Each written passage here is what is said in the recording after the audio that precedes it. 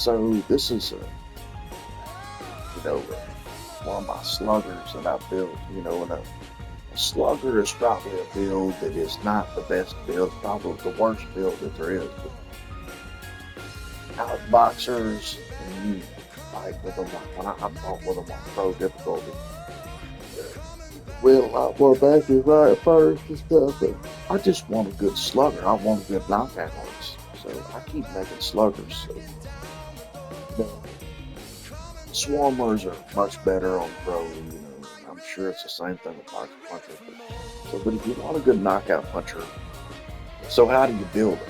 Well, so here's his special trait is going to be hooks and uppercuts and power punches.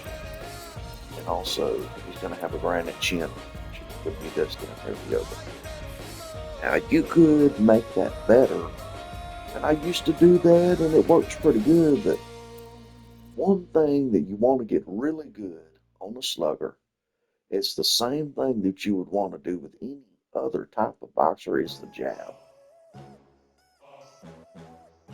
I'm not saying, fuck around with this, and then fuck around with this, and then fuck around with this, and then put the jab on.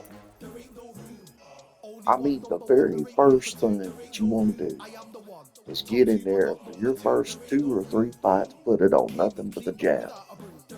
Get that jab up. Mine's up to 73. I just made this guy. He's only fought about 3 or 4 fights in his jab, 73. Look at his other shit, his hooks, they're down low. Because the thing about it is at first, your fights are only going to be 4 rounds. You ain't going to be knocking people out. But even if that's the case, to control the fight, to win rounds, you're going to need a good jab. To be winning on points, and also to stop from getting your ass knocked the fuck out. When they're starting to hit you with overwhelming shots, you can stick that jab out there. Your jab's really high. Stick it out there, pop it. So get your jab up.